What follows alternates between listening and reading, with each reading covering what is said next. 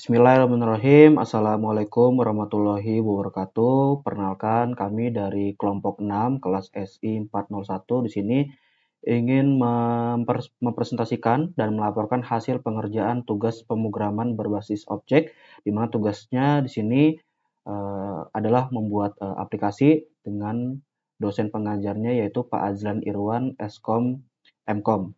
Di sini untuk dari kelompok 6, ketua kelompoknya yaitu Mas Muhammad Zibran, anggotanya ada Mas Adi Pratama, Mas Alfat Arasi, dan saya sendiri Mas Ismit. Kemudian ada Mas Najib, Mas Rizka Budiman, Mas Yosep Puji Rohman, Mas Adit, Mas Agus Rian Pertama, dan Mas Agus Susanto. Baik, untuk langsung kita masuk ke presentasinya. Untuk slide berikutnya akan dipresentasikan oleh Mas Agus Rian Pratama. Saya persilahkan. Ya, sebelumnya terima kasih untuk Mas Ismit atas kesempatannya. Di sini saya akan mempresentasikan tentang latar belakang penelitian ini. Kenapa kami memilih proyek ini? Dikarenakan kami selaku anggota kelompok ini ingin membuat sebuah aplikasi stock management system suatu data yang di dalamnya meliputi informasi dari sebuah produk, inventory produk, track produk, untuk mendukung kebutuhan sehari-hari dalam bekerja, terutama untuk masalah stok produk. Batasan masalah dari penelitian ini adalah sangat sulitnya untuk mengelola catatan setiap produk secara manual. Hal ini proses yang sangat memakan waktu. Jika ada masalah yang terjadi, seperti kehilangan catatan yang disimpan secara offline, maka banyak masalah yang muncul. Dan itu menjadi sangat sulit untuk mendapatkan kembali data sehingga mengelola detailnya tidak lebih baik. Selanjutnya, hal ini membantu kami mengakses dan mengelola informasi dengan mudah. Ini juga membantu memverifikasi stok yang saat ini tersedia pada mereka dan memperbaharui stok bila diperlukan. Hal ini juga mengurangi waktu untuk mencari produk dan stok yang tersedia saat ini. Peran sistem inventaris adalah untuk melacak produk dan persediaan Anda. Manajemen inventaris adalah proses mengendalikan pemesanan, penyimpanan, dan penggunaan komponen yang digunakan perusahaan dalam produksi produk yang dijualnya. Sekian dari saya kembalikan kepada Mas Ismit.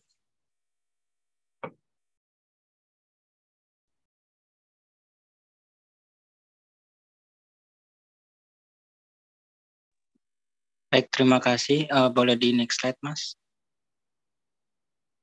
Slide. Oke, terima kasih.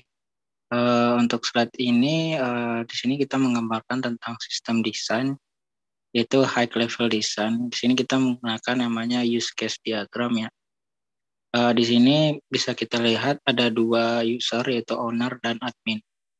User dan admin bisa pertama kali kita coba terus registrasi, kemudian login. Dan untuk tugas owner sendiri yaitu sebagai inventory management, discount detail, billing, selection product, dan pembayaran atau payment. Tolong di slide, Mas. Oke, untuk sistem desain high level design berikutnya itu kita menggunakan namanya state chart diagram ya. Dari sini kita mulai dari user. User akan mulai untuk register pertama kali. Kemudian setelah selesai register, user akan login. Kemudian setelah user akan login, user tersebut akan mencari suatu produk, itu share produk, kemudian masuk ke select produk, dan masuk ke pembayaran, yaitu payment, dan kemudian dibayar billing. Dan setelah itu selesai. Oke, Mas.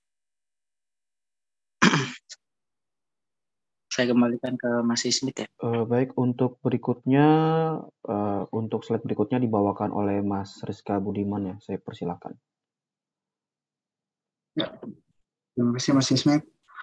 Di sini adalah kelas diagram, yang mana kelas diagram itu database-nya, di mana di sini ada 4 tabel dan masing-masing tabelnya saling ada relasi, dan di dalam tabelnya ada beberapa kolom yang merupakan informasi-informasi terkait dari profil supplier atau retailer, dan juga detail dari produk, dan juga keterangan dari bill.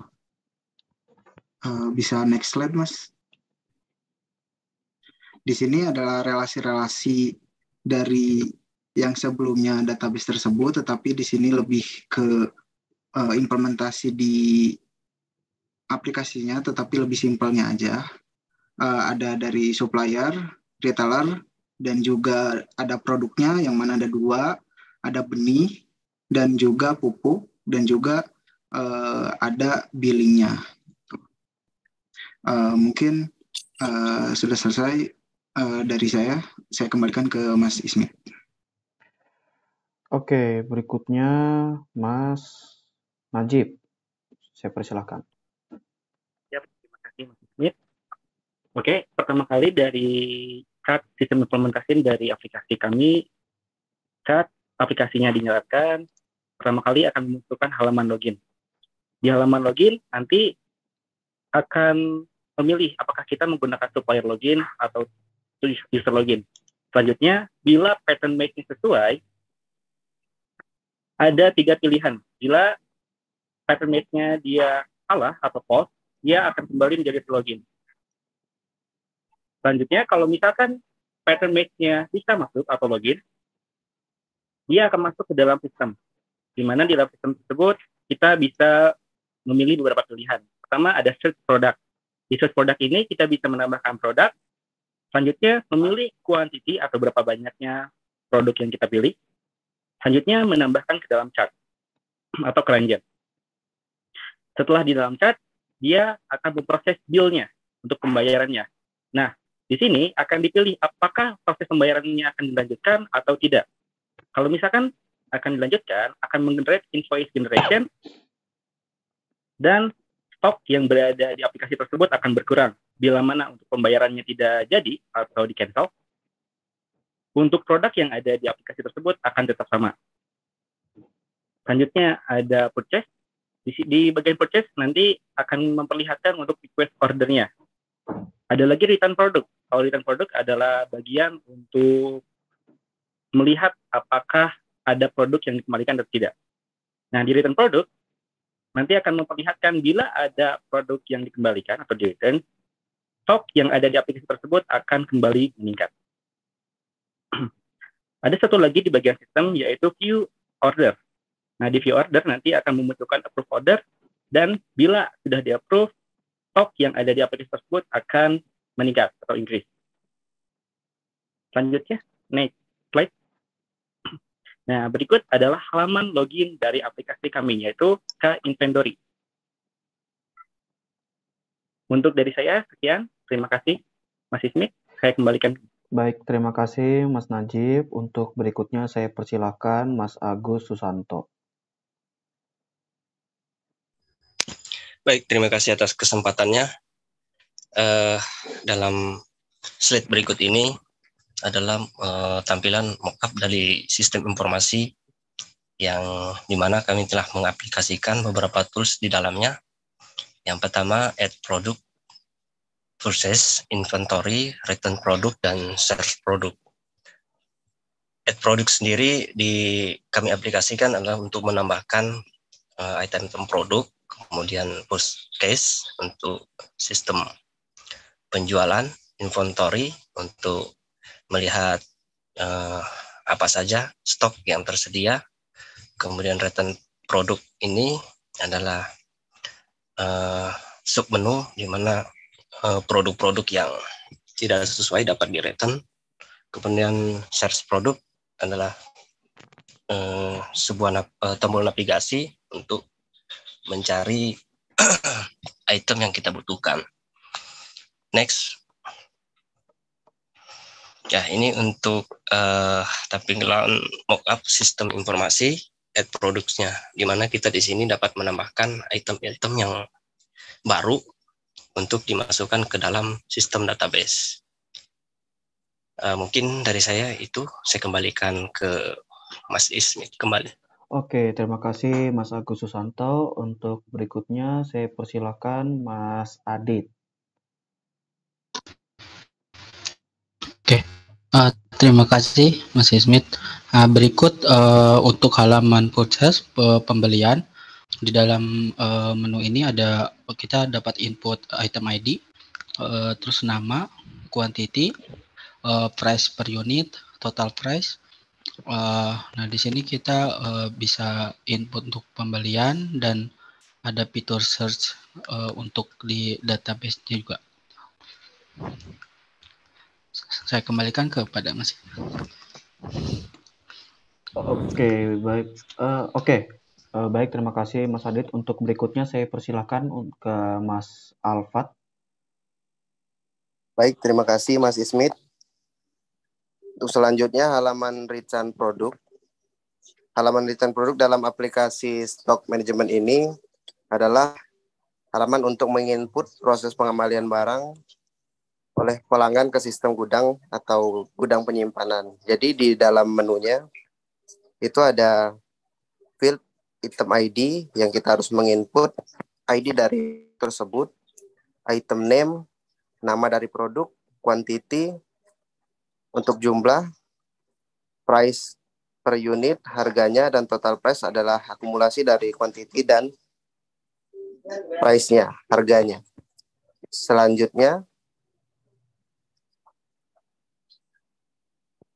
baik untuk halaman search produk, di sini sama field-nya kita menginput untuk item ID, untuk nama barang di item name, quantity, untuk jumlahnya, price per unit, harganya, dan total price-nya. Jadi di halaman search produk ini kita bisa mencari produk yang ingin kita cari atau untuk di return tadi. Baik, dari saya itu saja. Saya kembalikan ke Mas Ismit. Terima kasih. Baik, terima kasih Mas Alfat. Untuk berikutnya saya persilakan kembali untuk Mas Andri. Baik, terima kasih. Untuk output terakhir ini itu di sini kita bisa lihat hasil dari data yang input. Kita bisa view chart produk-produk yang sudah input ya, dan ini adalah hasilnya. Mungkin dari saya cukup. Terima kasih. Oke. Terakhir untuk halaman inventory ya. Iya. Oke, untuk halaman inventory ini adalah produk yang sudah kita input tadi akan bisa kita show atau kita display inventory tersebut. Di sini kita bisa lihat beberapa banyak item, mulai dari item ID, item nama, quantity, price, MFD, XP, dan nomor ya. Ini adalah inventory yang sudah kita input. Oke, Mas, sudah. Terima kasih. Baik, terima kasih Mas Adri. Baik, terima kasih teman-teman semua untuk presentasinya. Jadi sebelum kita akhiri di sini nanti Mas Gibran akan show ya untuk aplikasinya. Saya persilakan Mas Gibran untuk share screen bentar. Make host. Ya, silakan Mas Gibran. Oke, baik. Terima kasih, Mas.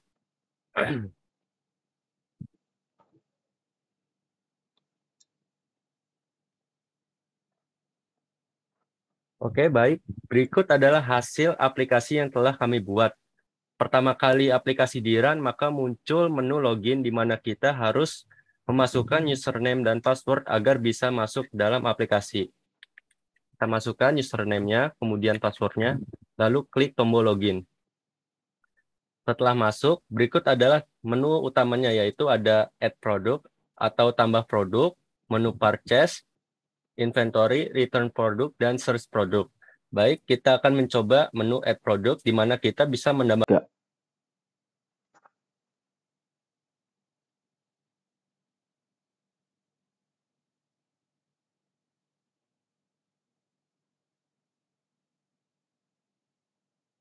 Baik, berikut adalah hasil tampilan dari aplikasi yang sudah kami buat pada halaman pertama, yaitu halaman login, di mana kita harus memasukkan username dan passwordnya agar bisa masuk ke halaman utama. Kita masukkan terlebih dahulu username dan passwordnya, lalu klik login. Setelah berhasil login, ini adalah halaman utama dari aplikasinya, di mana ada menu add product atau tambah produk, purchase, inventory, return product, dan search product. Baik, selanjutnya kita akan mencoba menu add product atau tambah produk. Kita masukkan item ID-nya, contoh 1, 2, 3, 4, 5, 6. Item name-nya barang 1, quantity-nya 10, price per unit-nya 9.000, MFD-nya 1, 2, 3, expired-nya 18/06/2024, kemudian batch note-nya 1. Setelah itu diklik add product. Jika sudah berhasil ditambahkan, berikut adalah notifikasinya, yang artinya produk sudah berhasil ditambahkan ke dalam database. Selanjutnya klik OK, kemudian klik back untuk kembali ke halaman utama. Untuk melihat apakah produk tersebut sudah berhasil masuk ke database atau belum, kita bisa lihat di dalam menu inventory-nya.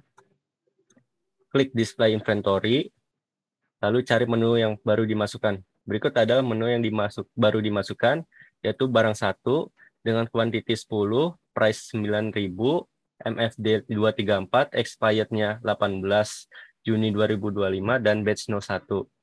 Baik, kita kembali lagi ke menu utama.